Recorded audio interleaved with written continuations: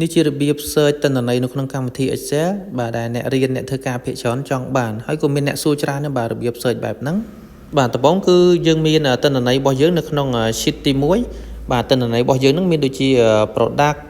បាទមាន date មាន QTY មាន unit price បាទបន្តមកទៀតយើងត្រូវការដាក់ឈ្មោះទៅលើtable របស់យើងបាទលើទិន្នន័យរបស់យើងអញ្ចឹងអ្នកទាំងនេះ select ទាំងអស់មកបាទ select ទាំងអស់ហើយអ្នកទាំងគ្នាចូលកន្លែងបាទកែហ្នឹងកន្លែង B3 ហ្នឹងលុប B3 ចេញហើយយើងដាក់ឈ្មោះដែលយើងចង់បានដើម្បីកំណត់សម្គាល់បាទខ្ញុំដាក់ឈ្មោះថា my data យើងដាក់ឈ្មោះចឹងទៅងាយស្រួលពេលដែលយើងប្រើប្រាស់រូបមន្តយើងស្រួលហៅឈ្មោះនឹងយកទៅប្រើហើយចុច enter មកបាទអ្នកទាំងគ្នាចុច enter មកអញ្ចឹងឈ្មោះហ្នឹងវាកំណត់ទៅលើទិន្នន័យរបស់យើងហ្នឹងហើយបាទអញ្ចឹងអ្នកទាំងគ្នាចង់ប្រើអាចហៅឈ្មោះ my data ហ្នឹងយកទៅប្រើបានអូខេអញ្ចឹងតកតងទៅនឹងការងារបន្តទៀតគឺយើងចូលបើក menu developer បាទនៅក្នុងកម្មវិធី Excel ខ្ញុំគឺមាន tab developer ស្រាប់ហើយដោយសារខ្ញុំបើកស្រាប់ហើយបើសិនកុំព្យូទ័រអ្នកទាំងគ្នាអត់មានអ្នកទាំងគ្នាចូលបើកមកចូល file ចូល option មកហើយចូលកន្លែង customize ខាងក្រោមបាទចូលខាងឆ្វេងហ្នឹងបាទចូល customize អ្នកទាំងគ្នាទៅគ្រីកន្លែង developer មកដោយសារតែកុំព្យូទ័រខ្ញុំ Excel ខ្ញុំគ្រីហើយបាទអញ្ចឹងអ្នកទាំងគ្នាដកចេញបើសិនជាអត់តមានទេគ្រីហ្នឹងបាទគ្រីហើយចុច OK មកអញ្ចឹង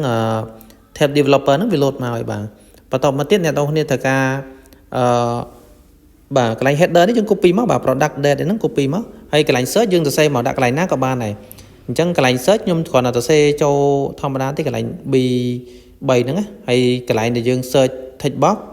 គឺនៅកន្លែងពណ៌លឿងបាទកន្លែង cell 3ពណ៌លឿងអញ្ចឹងខ្ញុំចូល insert ហើយទៅយក text box មកបាទទៅយក text box ដើម្បីគូបាទគូកន្លែង search បាទឈ្មោះហ្នឹងហើយអញ្ចឹងយើងគូមកគូធំតូចយកប៉ុណ្ណាមកហើយចុច mouse ស្ដាំមួយយក property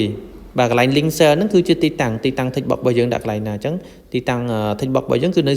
cell 3ខ្ញុំដាក់ cell 3មកហើយចុចខ្វែងមកបាទគ្រាន់តែចុចខ្វែងខាងលើមកបាទ